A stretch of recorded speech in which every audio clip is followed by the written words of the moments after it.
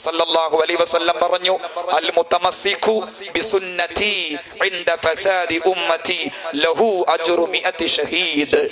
ജനങ്ങളെല്ലാവരും സുന്നത്ത് ഒഴിവാക്കി ജീവിക്കുമ്പോൾ ആരാണോ എന്റെ സുന്നത്ത് മുറുക്കി പിടിച്ച് ജീവിക്കുന്നത് അവർക്ക് 100 രക്തസാക്ഷികളുടെ പ്രതിഫലം അല്ലാഹു സുബ്ഹാനഹു വ തആല നൽകുന്നതാണ്.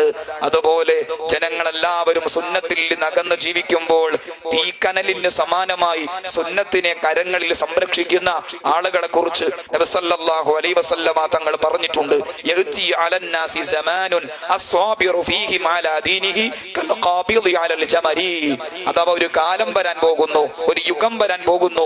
ആ യുഗത്തിന്റെ കാലത്തിന്റെ പ്രത്യേകത എന്താണ്?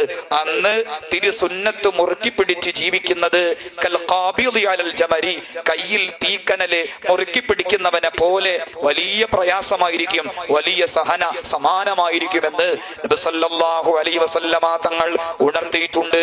അല്ലാഹു സുബ്ഹാനഹു വ തആല ആ തിരുസുന്നത്തിന്റെ പ്രണയതാക്കളായി സ്വജീവിതത്തെ ക്രമീകരിക്കാൻ തൗഫീഖ് പ്രദാനം ചെയ്യട്ടെ. നമ്മുടെ വേഷവിധാനങ്ങളിലും സംസാരങ്ങളിലും സംസ്കാരങ്ങളിലും ബന്ധങ്ങളിലും സമീപനങ്ങളിലും ക്രയവിക്രയങ്ങളിലും വ്യവഹാരങ്ങളിലും കച്ചവടങ്ങളിലും ജോലികളിലും ഇതര സമുദായാംഗങ്ങളോടുള്ള നിർമ്മലമായ പെരുമാറ്റങ്ങളിലടക്കം ആ നബി സല്ലല്ലാഹു അലൈഹി വസല്ലമ തങ്ങൾ സജീവമാവണം. മുത്തിന്റെ തിരുസുന്നത്ത് സജീവമാവണം. അല്ലാഹു സുബ്ഹാനഹു വ തആല തൗഫീഖ് തരട്ടെ.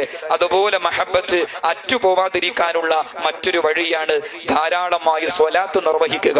നബി സല്ലല്ലാഹു അലൈഹി വസല്ലമ തങ്ങൾ പറഞ്ഞു, അക്സിറു മിന സ്വലാത്തി അലയ്യ ഫഇന്നഹാ നൂറുൻ ഫിൽ ഖബർ വ നൂറുൻ അല സിറാത്തി വ നൂറുൻ ഫിൽ ജന്ന. ധാരാളമായി സ്വലാത്ത് നിർവഹിച്ചോളൂ. നിർവഹിക്കുന്ന ഓരോ സ്വലാത്തും ഖബറിൽ പ്രകാശമാണ്, സിറാത്ത് കടക്കാൻ വെളിച്ചമാണ്, സ്വർഗ്ഗലോകത്ത് വലിയ വിധാനത്തിൽ ഉയർത്തുന്ന പ്രകാശമാണത്, ശോഭയാണത്. അല്ലാഹു തആല തൗഫീഖ് തരട്ടെ. അതുപോലെ മഹബ്ബത്ത് ക്ഷയിച്ചു പോവാതിരിക്കാനുള്ള അറ്റുപോവാതിരിക്കാനുള്ള മറ്റൊരു വഴിയാണ് നബി സല്ലല്ലാഹു അലൈഹി വസല്ലമ തങ്ങളുടെ മദ്ഹ് പാടുക, പറയുക, കേൾക്കുക, അത്തരം സദസ്സുകളിൽ സംബന്ധിക്കുക.